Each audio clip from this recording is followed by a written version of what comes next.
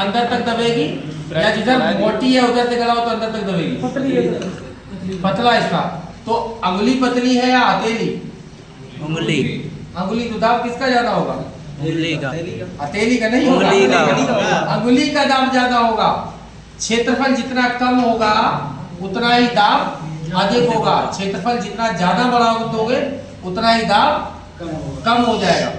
अगर कोई यात्री लेट मतलब दलदल में कोई फंस जाता है, जो मतलब बनवे जाते हैं, तो उनसे ये कहा जाता है कि तुम दलदल में लेट जाओ।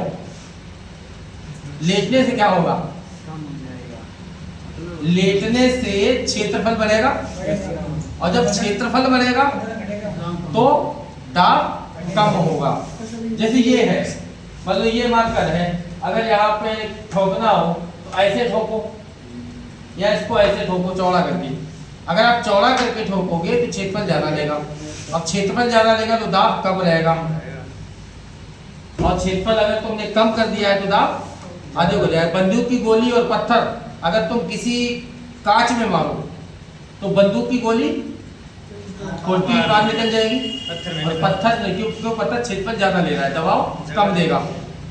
जिसका क्षेत्रफल ज्यादा है, एरिया ज्यादा है, वो दाब कम करेगा। जिसका एरिया कम है उसका दाब ज्यादा लगेगा। तो दाब का फॉर्मूला होता है P बराबर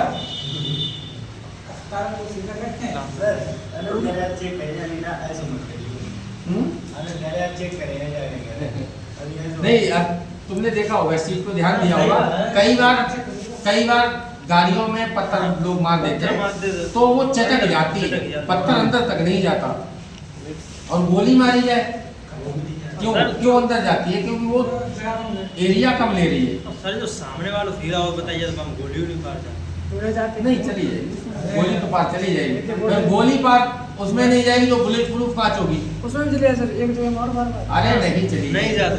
तो मुंह से वाला मोदी जिस गाड़ी से चलते हैं, उसमें गाड़ी में जाए नहीं गोली। मोदी जिस गाड़ी से चलते हैं उसमें तुम बमें डाल दो, मोर्टार डाल दो, कुछ नहीं होगा। मोदी के साथ 5 गाड़ी इतनी चलती भी है, 5 उसपे राइफलें चला दी है, ये 7 राइफल लगातार खोल दी है, लेकिन गाड़ी डैमेज नहीं होगी, अंदर तक नहीं जाएगी, है ना? तो ऐसी बुलेट प्रूफ होती है। तो ये बल, ये दाब है। दाब का फार्मूला क्या है पता है किसी को? दाब का एरिया बटे क्षेत्रफल, मतलब P बराबर जो होता है वो कितना वहां पे F लगा है, A/F। F मतलब कितना बल लगा है, कितने क्षेत्रफल पे लगा है। डिपेंड करता है कितना बल कितने क्षेत्रफल पे लगाया गया। एकांक क्षेत्रफल पे जो बल लगता है उसको दाब कहते हैं। अब दाब अलग अलग प्रकार के होते हैं।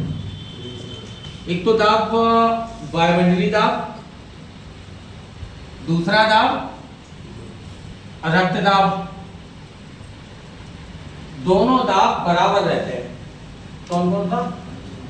रक्त दाब और वायुमंडलीय दाब। अगर वायुमंडलीय दाब कम कर दिया जाए पहाड़ों पे तो क्या होता है? खाना तो देर में पकता है, नाक से खून आने लगता है, ज्यादा ऊंचे नसें फूलने लगती हैं। अगर ये वायुदाब बिल्कुल खत्म कर दिया जाए, बिल्कुल आदमी को अंतरिक्ष में ले जाया जाए।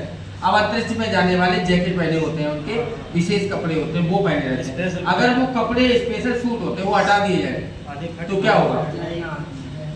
ये जो रक्तदाब है ना, अंदर का जो प्रेशर है, ब्लड प्रेशर, जिसको बीपी कहते हैं, 80 से 120 रहता है।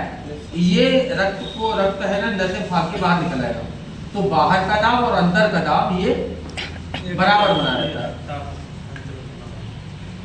है ना? तो ये वायुमंडलीय दाब है। वायुमंडलीय दाब को नापते हैं बार में। इसकी इकाई मात्रा क्या है? बार। मापने का जो यंत्र वायुदाब किससे नापते हैं? तो वो है बैरोमीटर।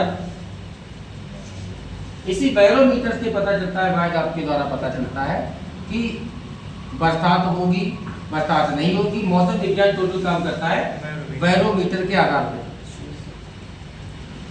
अगर बैरोमीटर में जो पारा भरा होता है, वो पारा एकदम तेजी से नीचे गिरे पारे का नीचे गिरने का मतलब क्या है, वायुदाब कम हुआ। वायुदाब कम हुआ तो तेजी से इधर उधर से हवाएं आएंगी। जहाँ पे हवा कम है, वायुदाब कम का मतलब क्या, वायु कम है। वायु कम है तो उस स्थान को भरने के लिए हवाएं तेजी से आएगी तो आंधी तूफान आएगा। अगर हवाएं धीरे धीरे आएंगी मतलब वायु पाठ्यांक है वो धीरे धीरे नीचे जाएगा। जब धीरे धीरे नीचे जाएगा तो बरसात होगी, और धीरे धीरे अगर ऊपर को जाने लगे मतलब वायुदाब ठीक हो गया है, और जब वायुदाब ठीक हो गया है तो मौसम साफ हो जाएगा।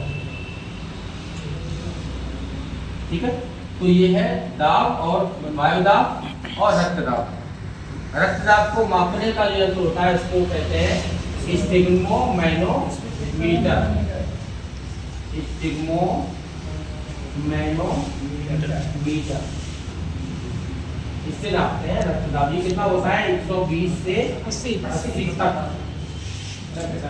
ये 120 से 80 तक का एकदम सही माना जाता है, लेकिन वर्तमान कंडीशन में 130 तक ठीक मानते हैं, 90 से 130। इन्होंने थोड़ा सबका मान लिया है कि बीपी सबका थोड़ा हाई हो चुका है। उसका कारण क्या है कि वायुमंडल जो है ना, मतलब सभी का बीपी कुछ ऊपर रहता है। उसका कारण है यहाँ पे जो प्रदूषण है इतना ज़्यादा, जिससे ब्लॉकेज है नसों के अंदर, हृदय के अंदर, ब्लॉकेज के कारण ये बीपी थोड़ा सा सबका हाई रहता है। अब 130 तक का बीपी डॉक्टर लोग नॉर्मल मानते हैं। 130 वाले कोई दवा नहीं देते, ये ठीक है तुम सही हो।